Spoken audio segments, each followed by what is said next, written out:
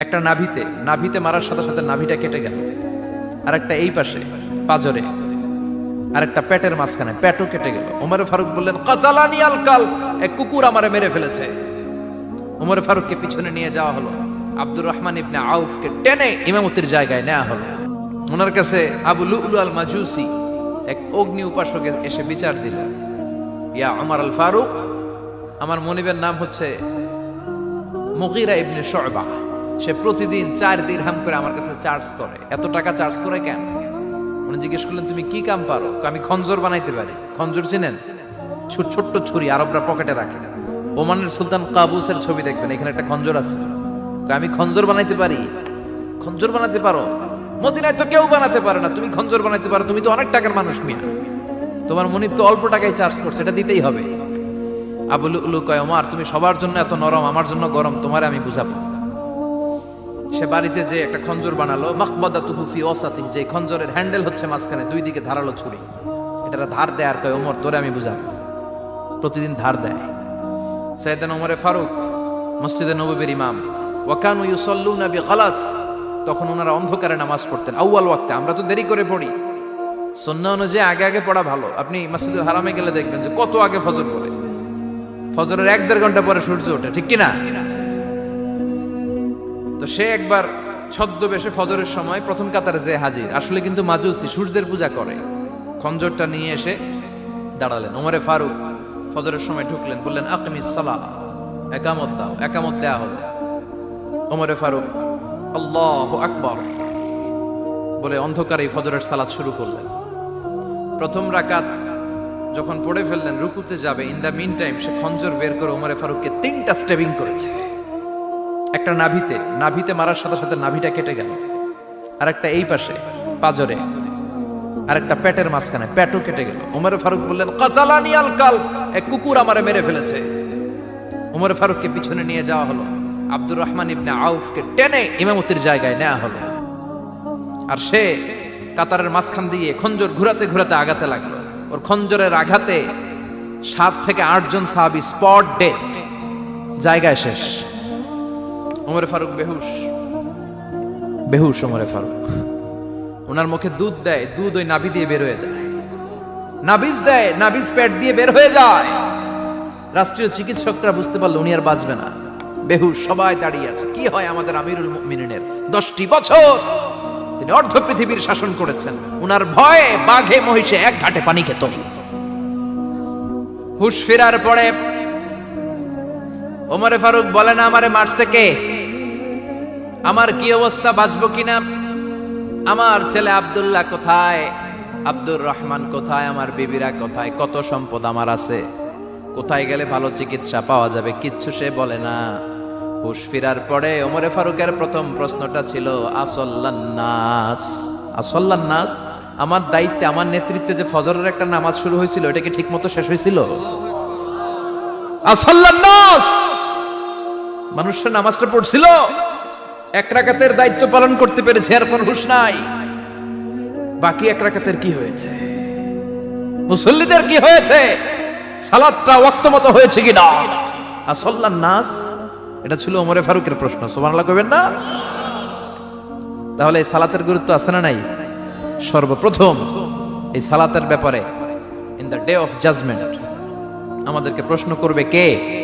সালাতে কায়েম করো, সালাতে কায়েম করো, হবে সম্মানী তুমি, হবে জান্নাতি তুমি, হবে সম্মানী তুমি, হবে জান্নাতি তুমি, দিবে কাল হাসরে শীতল ছায়া হারশে আজিম, রব্বিয়াল আলা, রব্বিয়াল আযীম, রব্বিয়াল আলা, রব্বিয়াল আযীম। সুবহানাল্লাহ পড়েন। এজন্য নামাজ, এই নামাজ যাতে মিস হয়ে না যায়। সব মিস হতে পারে, নামাজ মিস হতে পারে না। আল্লাহ তুমি বুঝার তৌফিক দান করো। নামে 3টা তাকবীর দেই, গলা ফাটিয়ে আমার সাথে সাথে পড়েন, আল্লাহু আকবার,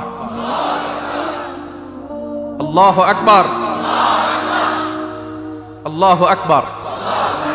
আল্লাহ তুমি কবুল করো। আমি আপনাদের খেদমতে সূরাতু আত-তাহরীম থেকে ছোট্ট একটি আয়াতের অংশ তেলাওয়াত করেছি, যেখানে আল্লাহ তাআলা আমাদেরকে আহ্বান জানিয়েছে, ওহে বিশ্বাসীরা, পাপ হতে পারে, ভুল হতে পারে, অন্যায় হতে পারে, ওই অন্যায়ের উপর অটল থেকো না, আমার কাছে ফিরে আসো। কাম টু ইউর লর্ড, তোমার রবের দরবারে ফিরে আসো, ক্ষমার মতো ক্ষমা চাও, ক্ষমার মতো ক্ষমা চাইলে আমি সব ক্ষমা করে দেব। সুবহানাল্লাহ পড়েন। রব্বুল আলামিন বলেন, ইয়া আইয়ুহাল্লাযীনা আমানু তুবু ইলাল্লাহি তাওবাতান নাসুহা। ও বিশ্বাসীরা, ভুল করেছো, অন্যায় করেছো, পাপ করেছো, জুলুম করেছো, আমার কাছে ফিরে আসো, ক্ষমা চাও। ক্ষমার মতো ক্ষমা চাইলে সব গুনাহ মাফ করে দিতে পারে কে? পাপ নাই, গুনাহ করি নাই, এরকম কেউ আছি? কথা বলেন। কত পাপ করছি কোনো হিসাব আছে? পৃথিবীর কেউ না জানলেও জানে কে? পৃথিবী না জানুক আমি তো জানি, আমি কি পাপ করেছি হায়। আমার পাপের করলে বিচার, বাঁচার আমার নাই উপায়। দয়াময় প্রভু মাফ করো আমায়, মাফ করো আমায়। পড়েন আমিন। আমাদের পাপগুলো ক্ষমা করে কে? চিল্লায় বলেন কে? আল্লাহ ডেকে বলে, গোলাম আমি হলাম গাফিরুয যামব কাবিলুত তাওব। আমার কাজ হলো ক্ষমা করা, আমার কাজ হলো তওবা কবুল করা। শয়তানের কাজ হলো ওয়াসওয়াসা দেওয়া, আমাদেরকে ভুল পথে নিয়ে যাওয়া। আর আমাদের কাজ হলো ভুল করে ফেলা, আল্লাহর কাজ হলো ভুলগুলো মাফ করে দেয়া। আল্লাহ ডেকে বলে, গোলাম তোরা যদি ভুল না করতি, তোরা যদি পাপ না করতি, তোরা যদি অন্যায় না করতি, তোদেরকে ধ্বংস করে দিয়ে এমন একটা জাতি আমি এই দুনিয়ার বুকে তৈরি করতাম, যারা সকালবেলা ভুল করে দুপুরে মাফ চাইতো, দুপুরে ভুল করে রাত্রে মাফ চাইতো, আজকে ভুল করে আগামীকাল মাফ চাইতো। আর আমি আল্লাহ গুনাহগুলো তাদের সব ক্ষমা করে দিতাম। ক্ষমা করে দিতে আল্লাহর বড্ড ভালো লাগে। বান্দা আল্লাহর কাছে বারবার চাক, চোখের পানি ছাড়ুক, এটা আল্লাহ পছন্দ করে। চোখের পানির যে কত পাওয়ার আপনি কল্পনাই করতে পারবেন না। অনুশোচনার চোখের পানি চোখ বেয়ে নাকের ডগা পেয়ে জমিনে পড়ার আগেই আল্লাহ এই বান্দারে মাফ করে দেয়। বিশ্বনবী ডেকে বলে, ও আমার উম্মতেরা শোনো, আল্লাহর কাছে দুনিয়ার মানুষদের দুই ফোঁটা পানি সবচেয়ে প্রিয়। এক হলো জিহাদের ময়দানে রক্তের ফোঁটা, দুই হলো অনুতপ্ত বান্দার চোখের পানির ফোঁটা। কত ভুল আপনি করেছেন, কত অন্যায় আপনি করেছেন, কত পাপ আপনার হয়েছে, কত মিথ্যা আপনি বলেছেন, কয় ওয়াক্ত নামাজ ছেড়েছেন, কয় লাখ টাকা ঘুষ খেয়েছেন, কত যৌতুক আপনি খেয়েছেন, কত মিথ্যা আপনি বলেছেন।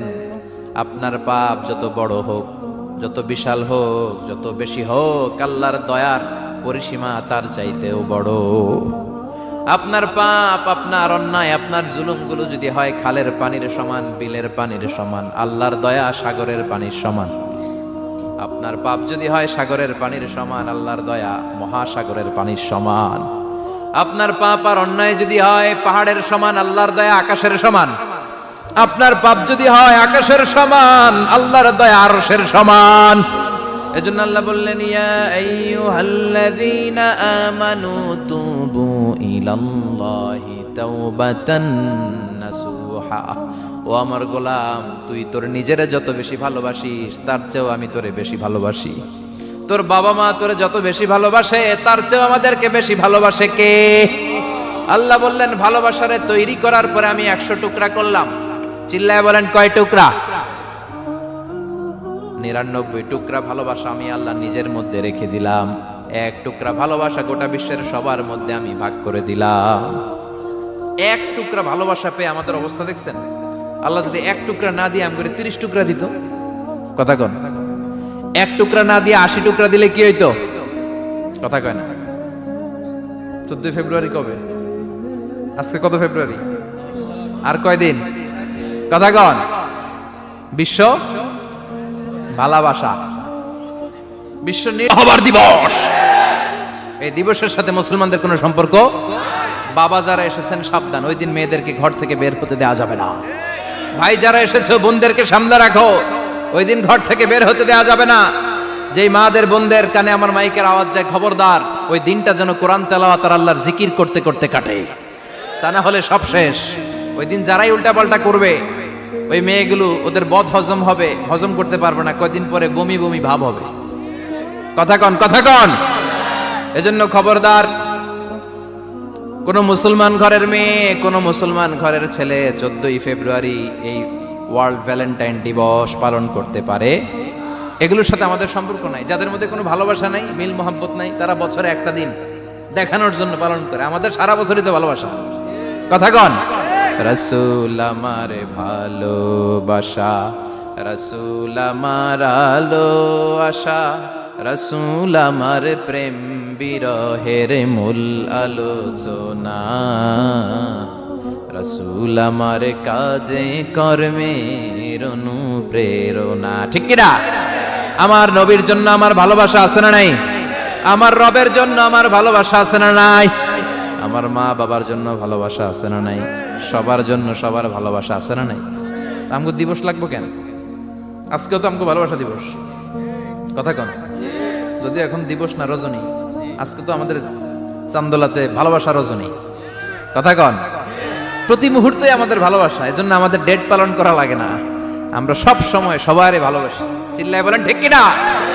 এজন্য আল্লাহ ডেকে বললেন, গোলাম আমি যে তোদের কত ভালোবাসি তোর ধারণা নাই। চোখের পানি ছাড়, গুনার কথা স্মরণ কর, তওবা কর। তওবার মতো তওবা করলে সব গুনাহ মাফ করে দিতে পারে কে? বিশ্বনবী বলে আমার কোনো গুনাহ নাই, তারপরেও প্রতিদিন 70 বারেরও বেশি আমি তওবা করি। আল্লাহে ইন্নী আস্তাগফিরুল্লাহ ওয়া আতুবু ইলাইহি আকসার মিন 70 মাররা। Could you imagine that? কল্পনা করছেন কোনদিন যে নবীর গুনাহ নাই, ওই নবী তওবা পড়ে প্রতিদিন 70 বার, আকসার 70 বারেরও বেশি। আমার পড়া দরকার কয়বার? আপনার পড়া দরকার কয়বার? বিশ্বনবী 70 বারের বেশি বললে আমাদের পড়া দরকার কয়বার? আর আমরা প্রতিদিন পড়ি কয়বার? কথা কন। আমাদের ভুল হবে, ভুল হতে সমস্যা নাই, ভুল হওয়াই মানুষের স্বভাব, কিন্তু ভুল হওয়ার পরে ভুলের উপর অটল থাকা যাবে না। শয়তান আর মানুষের মধ্যে এই মৌলিক পার্থক্য। শয়তান ভুল করে ভুলের উপরই আছে, ঠিক কিনা? ক্ষমা চায় নাই, কিন্তু আমরা সকালে ভুল করলে দুপুরে মাপ চাই কার কাছে? 19 সালে ভুল করলে 20 সালে মাপ চাই কার কাছে? মৃত্যুর আগ পর্যন্ত আমরা ক্ষমা চাইলে ক্ষমা করে দিবে কে? সব সময় 24/7 তওবার দরজা খোলা, দুইটা সময় ছাড়া। ভালো করে মনে রাখবেন, মুখস্থ ঠোঁটস্থ যেন থাকে। দুইটার সময় তওবা কবুল হয় না। চিৎকার করে বলেন কয় সময়? এক হলো বাদাল গারগারা, গারগারানি যখন আসে, মালাকুল মাউত যখন চলে আসে, মালাকুল মাউতরে যখন দেখে ফেলবেন তখন তওবা কবুল হবে নাকি? কথা কন। ফেরাউনের নাম শুনছেন? ওরা যখন আল্লাহ লোহিত সাগরে ডুবাইয়া পানি খাওয়াইতে লাগলো, পানি খাইতে খাইতে পেটটা হয়েছে এত বড়, আর পানি খাইতে পারেন। এরপর হাত তুলে কয় আনা মিনাল মুসলিমিন। কোরআনের আয়াত, আনা মিনাল, হাত তুলে কয় আমি মুসলমান। ফেরাউন নাই বলে মুসলমান, আমরা যাবো কই? কথা কয়। ফেরাউন হাত তুলে কয় আনা মিনাল মুসলিমিন। আল্লাহ কয় টাইম ইজ আপ, দেরি করছস।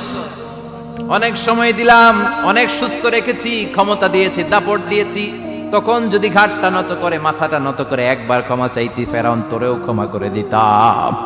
কিন্তু সময় শেষ হওয়ার পরে আমি মুসলমানদের অন্তর্ভুক্ত বললে কোনো লাভ হবে নাকি? আল্লাহ বলল সময় নাই, সময় শেষ। কারণ মুসা আলাইহিস সালামের চাচাতো ভাই অনেক দাওয়াত দিল, জাকাত দে। কারণকে জাকাত দিব না, এই সম্পদ আমি কামাইছি, আল্লাহ দেয় নাই। মুসা আলাইহিস সালাম বললেন তাহলে আযাবের অপেক্ষা কর, আযাব চলে আসে। আল্লাহ বলেন মুসা সেফ জোনে যাও, সরো, এখনই আযাব। ফাখাসাফনা বিহি ওয়া বিদারিহিল আরদ, পুরো ফাইয়ুমের জমিনটার আল্লাহ কাঁপিয়ে দিলেন, আর কারুনকে সহ পুরো সম্পত্তি তার জামিনের ভিতরে দাবিয়ে দিলেন। হাঁটু পর্যন্ত কারুন দেবে যায়, ভাবছে উঠে যাবে। কোমর পর্যন্ত দেবে যায়, ভাবছে উঠে যাবে। গলা পর্যন্ত যখন দেবে যায় আর সুযোগ নাই। কয় মুসা আমার সব সম্পত্তি তোরে আর তোর আল্লাহরে দিয়ে দিলাম, আমারে বাঁচা, আমারে সব সম্পত্তি তোর আর তোর আল্লাহর, আমারে খালি বাঁচা, চাচা আপন প্রাণ। আল্লাহ বলে সময় শেষ। তার মানে বাদাল গারগারা তওবা কিন্তু আর কবুল হয়। এই হলো একটা। নাম্বার 2, বাদা তুলুই শামস মিন মাগরিবিহা, প্রতিদিন চাঁদোলাতে সূর্য কোন দিক দিয়ে ওঠে? কথা কয় না? পূর্ব দিকে। কিয়ামতের আগ দিয়ে সূর্য আর পূর্ব দিকে উঠবে না, পশ্চিম দিক থেকে উঠবে। যেদিন প্রভাতে পশ্চিম দিক থেকে সূর্য উঠবে, ওই দিন থেকে তওবার দরজাটারে বন্ধ করে দিবে কে? তার আগ মুহূর্ত পর্যন্ত জীবনে যত গুনাহ করেছি, অন্যায় করেছি, চোখের পানি ছেড়ে ক্ষমা চাইলে ক্ষমা করবে কে? শয়তান আল্লাহরে চ্যালেঞ্জ দিছে, আল্লাহ তুমি আমারে জাহান্নামে পাঠাবা, আমিও তোমার বান্দা করে লয়ে একসাথে জামাতে ঢুকমু। একা ঢুকবো না, একা যাব না, তোমার বান্দাদেরকে সবগুলারে জাহান্নামী বানায়া তারপরে ঢুকমু। তোমারে চ্যালেঞ্জ দিলাম, একটারও জান্নাতে ঢুকাইতে পারবা? আল্লাহ কই তুই আমারে চ্যালেঞ্জ দিলি? আমি তো সব রাজার বড় রাজা, মহারাজা। আমারে চ্যালেঞ্জ দেশ, এত সাহস পাইলি কই? তুই আজীবন ওয়াসওয়াসা দিয়ে পাপ কাজ করাবি, একদিন তাফসীর মাহফিলে এসে আমার বান্দা ক্ষমা চাবে, আমি মাফ করে দেবো, তুই কি করবি? আজীবন অন্যায় করবে, আজীবন পাপ করবে, জুলুম করবে, একদিন চোখের পানি ছেড়ে আমার কাছে কান্নার মতো কান্না করলে আমি সব গুনাহ মাফ করে দেব। এজন্য আল্লাহ বললেন, ইয়া আইয়ুহাল্লাযীনা আমানু তুবু ইলাল্লাহি তাওবাতান নাসুহা। ভুল করেছো, তওবা করো, মাফ করবে কে? সাইয়েদনা আদম আলাইহিস সালাম ভুল করলেন, দুনিয়ায় এসে শত শত বছর কাঁদলেন, কিন্তু ক্ষমা হয় না। আল্লাহরে বললেন, আল্লাহ কি করলে ক্ষমা পাবো বলো? ফাতালাক্কা আদামু মির রাব্বিহি কালিমাতিন ফাতাবা আলাই। আল্লাহ বললেন, ও আদম, তোমারে কিছু কালেমা শিখায় দেই, এই কালেমাগুলো দিয়ে আমার কাছে দোয়া করো, ক্ষমা করে দেব। আল্লাহ শিখায় দিলেন, ও আদম, দুই হাত তুলে চোখের পানি ছেড়ে আমার কাছে পড়ো, রব্বানা, পড়েন, রব্বানা যালামনা আনফুসানা ওয়া ইল্লাম তাগফির লানা ওয়া তারহামনা লানাকুনান্না মিনাল খাসিরিন। এটা শিখাই দিছিল আল্লাহ। আল্লাহ, আমি জুলুম করেছি, অন্যায় করেছি, ভুল করেছি, পাপ করেছি, তুমি যদি ক্ষমা না করো, ক্ষমা করার কেউ নাই, ঠিক কি না? আমরাও পাপ করলে এই দোয়াটা পড়ার দরকার আছে না নাই? 5টা শর্ত সাপেক্ষে আমাদের তওবা কবুল করবে কে? তওবা কবুল হওয়ার কিছু শর্ত আছে, 5টা। কয়টা? চিৎকার মেরে বলতে হবে, তওবা কবুল হওয়ার শর্ত কয়টা? 1 নম্বরে হচ্ছে আল ইকরা, acknowledgement. You have to give the acknowledgement that you are the greatest sinner on earth. আপনাকে ঘোষণা দিতে হবে যে আপনি পৃথিবীর সবচেয়ে বড় পাপী। 1 নম্বর শর্ত, আপনি বলেন যে আল্লাহ, আমার চেয়ে বড় পাপী নাই, আকাশের নিচে জমিনের উপরে আমি সবচেয়ে বড় পাপী, এমন কোন পাপ নাই যেটা আমি করি নাই, ঠিক কি না? 1 নম্বরে পাপের ঘোষণা দেন।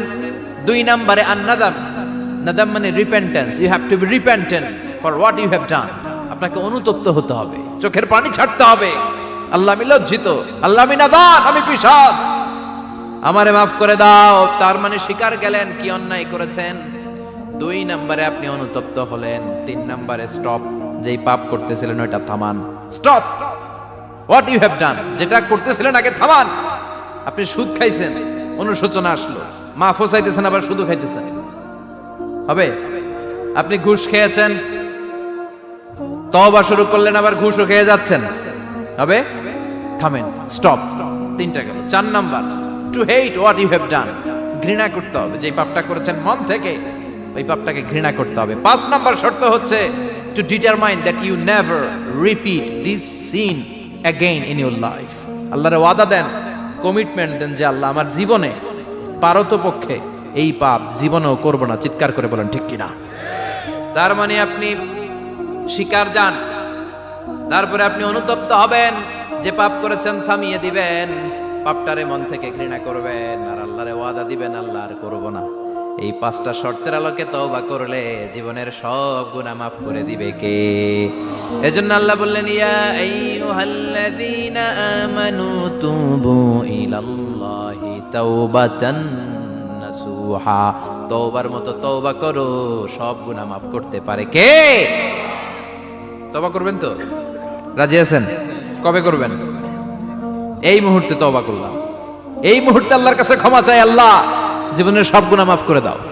আমাদের দেশে তওবা করার জন্য হুজুর লাগে, কথা কন, পিসা হুজুর, বড় হুজুর, ছোট হুজুর, হাফেজ সাহেব লাগে না?